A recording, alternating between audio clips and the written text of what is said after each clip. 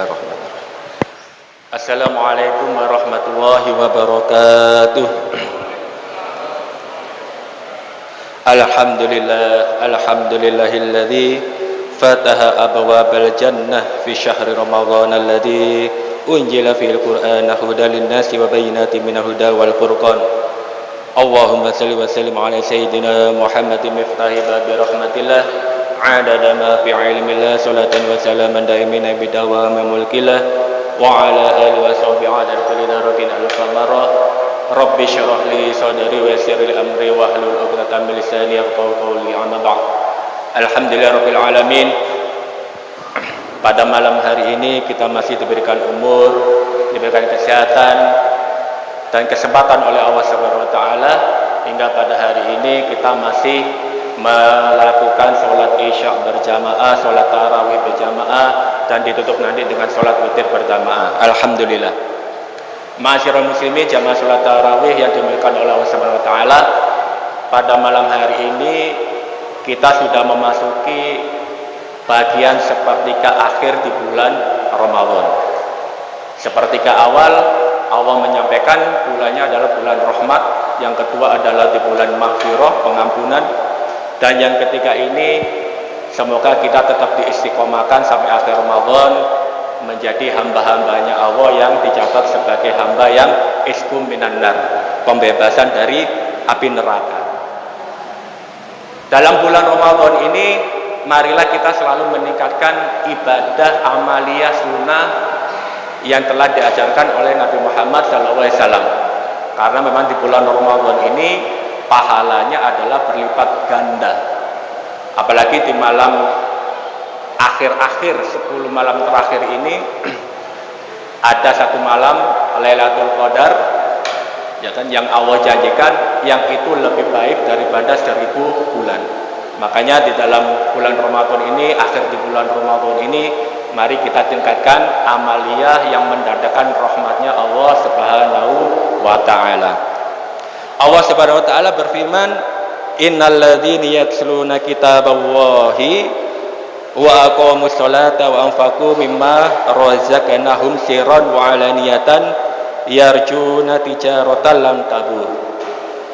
Allah dalam Al-Qur'annya menyampaikan innalladzina yatluna kitaballah, sesungguhnya orang-orang yang selalu membaca Al-Qur'an, kitabnya Allah. Di bulan Ramadan ini alhamdulillah, ya kan, mulai di awal sampai di akhir ini semoga kita tetap melantunkan ayat-ayat suci Al-Qur'an. Karena memang amaliyah, salah satu amaliyah yang mudah mendekatkan rahmatnya Allah kepada seorang hamba adalah istiqomahnya kita dalam membaca Al-Qur'anul Karim. Ulama mengatakan barang siapa yang membaca Al-Qur'an maka dia sama dengan duduk atau lagi bersama dengan Allah Subhanahu wa taala. Dan barang siapa yang melazimkan sholawat maka dia seumpama itu kayak duduk bersama dengan Rasulullah Shallallahu Alaihi Wasallam. Makanya di bulan Ramadan ini, ya kan, mari, ya kan, mumpung di sepertiga akhir, mari kita tingkatkan amalia kita dalam membaca Al-Quran. Seorang arif, seorang yang bijaksana menyatakan, jikalau kamu melihat pacuan kuda, di akhir pacuan kuda itu maka kuda akan berlari kencang. Karena apa? Dia tahu, ya kan, garis finishnya sudah dekat. Maka si kuda ini akan lebih mengencangkan larinya untuk sampai pada garis finish. Kalau kamu lihat kuda seperti itu, maka kamu jangan sampai kalah sama kuda. Artinya kuda itu pinter gitu ya, mau garis finish bukan mengendorkan larinya, tapi justru dia bersemangat lari untuk mencapai garis finish. Lah kita ini, ya kan, yang Allah takdirkan menjadi seorang hamba yang dipenuhi akal pikiran, jangan sampai kita sama dengan seekor kuda. Justru di akhir-akhir malah kita jadi melempem. Ya, makanya di bulan akhir Ramadan ini, ya kan, yuk kita lari, ya kan, perbanyak amaliyah, salah satunya adalah membaca Al-Qur'an.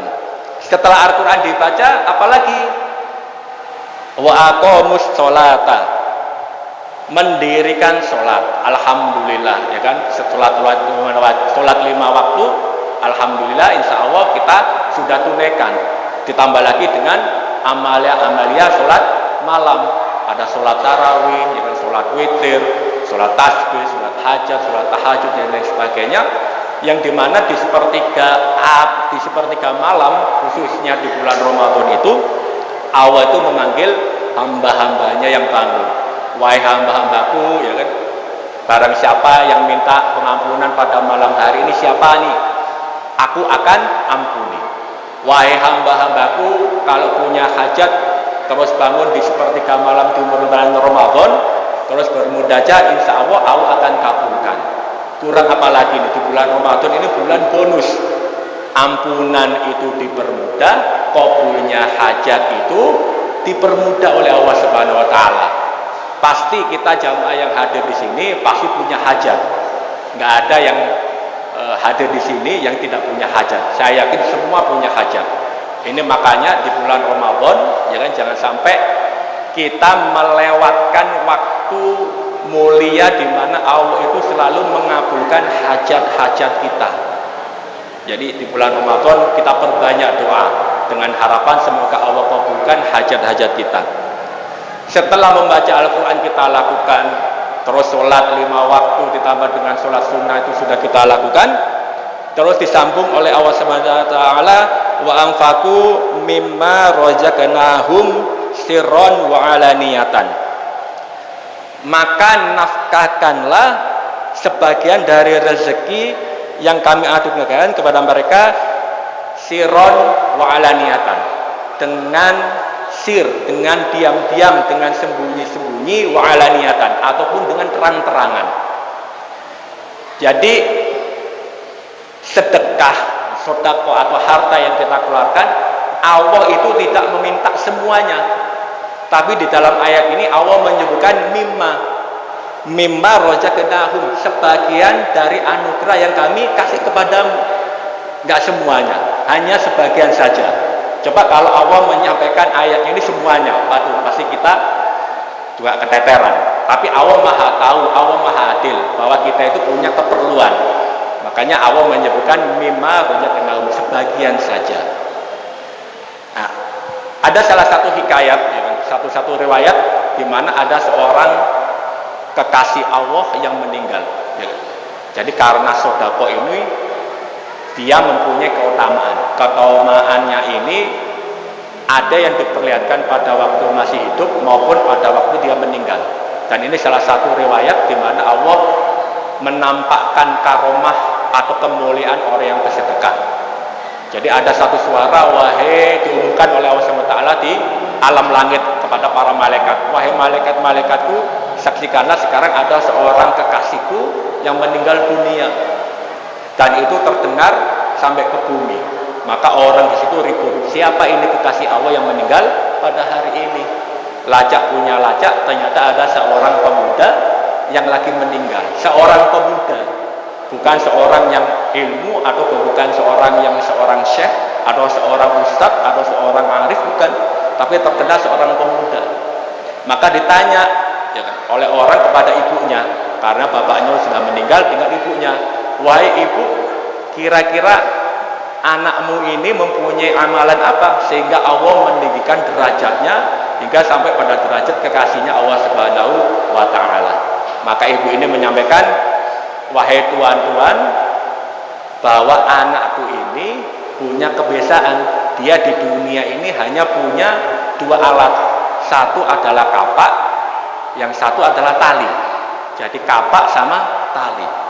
Dia kalau habis sholat subuh, ya kan, dia pamitan kepada saya, izin kepada saya untuk masuk ke dalam hutan. Si pemuda ini masuk bawa kapak sama sepotong tali. Nah, ini dalam hutan, yang di dalam hutan itu si pemuda ini bergerak untuk mencari nafkah dengan mengambil kayu di hutan. Tentunya kayu yang bukan milik orang lain, tapi kayu hutan yang tidak ada pemiliknya. Maka tiap habis subuh pemuda ini, ya kan, menebang pohon, seutas lalu digelar, dia hanya mengambil sebatas tali itu bisa mengikat kayu. Maka setelah diikat kayu ini dibawa oleh pemuda ini ke dalam pasar. Saat dibawa ke dalam pasar pun si pemuda ini jarang bilang saya jualan kayu, siapa yang mau beli kayu, enggak. Si pemuda ini selalu diam dan dia membawa kayunya itu dipanggul. Dia berharap orang yang melihatnya ini tahu bahwa dia lagi jualan kayu. Karena dia takut sekali kalau bilang kayu, terus malaikat Israel datang mencabut nyawanya. Jadi yang diucapkan terakhir adalah kayu. Makanya ini juga tidak ada dalam hadis. Jadi tidak ada di dalam hadis yang mengatakan mangkana akhiru kalamihi kayu dakhalal jannah, enggak ada. Yang ada adalah mangkana akhiru kalamihi la ilaha illallah dakhalal jannah. Makanya si pemuda ini menjaga lisannya tidak sampai mengucapkan kata kayu. Maka setelah dia jual, dapatlah uang itu, maka si pemuda ini membelikan uang penghasilannya itu dengan roti. Setiap kali dia dapat nafkah dari kayu ini, dapat pula dia 3 potong roti. 1 potong roti dia selalu sedekahkan kepada seorang fakir atau miskin. Jadi 1 roti nih aneh sedekahkan ke kamu, aneh niat sedekah. Sepertiga yang pertama sudah disedekahkan. 2 potong roti lagi, yang 1 potong dia kasih kepada ibunya yang sudah tua renta dan dia harus mengurus ibunya. 1 potong dikasih ibunya. Kalau ibunya ini masih menghajatkan, mengharapkan potong roti yang ketiga, maka si pemuda ini akan mengasihkan roti yang ketiga itu kepada ibunya. Kalau dikasih ke ibunya, maka semalaman dia menahan lapar, ya kan? Baru kalau misalkan ibunya dengan potong roti yang kedua dia makan, terus sudah kenyang, baru dia makan. Nah ini amalannya seperti itu. Kalau kita gimana Pak? Mungkin ya kita makan ini kan 3 potong ini, ya kan? Lupa dengan tetangga kanan kiri yang mungkin membutuhkan, ya kan? Atau seorang ibu, ya kan? Mungkin juga kita lupa. Maka amalan yang sepele, ya kan? Yang kecil tapi dia istiqomah, ya kan? Yang sedekah dia bagi dengan 1/3 untuk fakir miskin, 1 bagian 1/3 bagian untuk ibunya, baru yang 1/3 terakhir dia makan untuk keperluannya diri sendiri. Maka Allah mengangkat derajatnya ini menjadi seorang auliyaillah, kekasihnya Allah Subhanahu wa taala. Jadi jamaah marilah di bulan Ramadan ini apalagi pahala berlipat-lipat, ya kan? Jadi perbanyak kita untuk sedekah. Jadi sirron wa alaniyatan. Jadi yang sir, yang diam-diam, yang sembunyi. Misalkan kita punya rezeki, kita masukkan ke dalam amplop, ya kan? Habis amplop itu pun dimasukin, ditutup lagi dengan tangan. Ini sedekah yang sembunyi-sembunyi, yang hanya kita yang tahu, Allah yang tahu, dan yang kita beri yang tahu. Ini adalah sirron, yang sembunyi-sembunyi. Nah, tapi ada juga yang sedekah yang harus kita keluarkan wa'ala niatan, yang terang-terangan. Kenapa? Karena dengan terang-terangan ini kita mengambil pelajaran hikmah menjadi ittiba, ya kan? Biar diikuti oleh orang lain, biar berlomba-lomba dalam hal kebaikan, fastabiqul khairat, ya kan? Jadi kalau kita melihat orang sedekah sembunyi-sembunyi, itu memang ada tuntunannya, karena dikhawatirkan riya, menjaga keikhlasannya. Tapi jangan juga sedekahnya kita sembunyi-sembunyi terus, jangan. Tapi ada kalanya kita juga harus sedekah dengan terang-terangan, biar menjadi contoh, ya kan? Menjadi pelajaran bagi orang lain, sehingga orang lain itu berlomba-lomba. Ini kan si A, ya, punya uang 100 juta, sedakonya 10 juta. Saya punya uang 300 juta, mestinya sedakonya lebih banyak daripada 10 juta. Maka sedako 50 juta. Nah, hal inilah ya kan dalam syariat kita itu sedekah dengan terang-terangan itu juga mesti kita lakukan. Jadi kalimatnya sirron wa alaniyatan. Jadi 2. Kita harus sedekah yang sembunyi-sembunyi juga kita lakukan, tapi yang terang-terangan kita juga mesti lakukan. Ya kan? Biar ini nih mengamalkan Al-Qur'annya kita lengkap.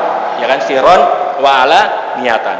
Kalau sudah melaksanakan membaca Al-Qur'an sudah, sholat sudah, sedekah sudah, maka Allah menyebutkan yarjuna tijarotan lan tabur.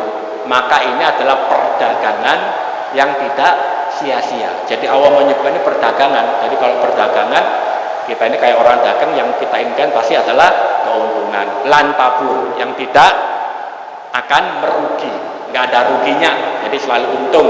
Ya makanya di bulan Ramadan ini yuk kita amalkan, ya kan. Pertama membaca Al-Quran, yang kedua adalah melaksanakan sholat, yang ketiga kita lengkapi amalan kita ini dengan sedekah yang terang-terangan maupun yang sembunyi. Semoga tausiah yang singkat ini menjadi hikmah, menjadi pelajaran, meningkatkan ibadah kita kepada Allah Subhanahu wa taala, dan nanti kita diizinkan Allah untuk mendapatkan Lailatul Qadar di akhir umur kita, diberikan oleh Allah mati husnul khotimah. Wabillahi taufiq wal hidayah.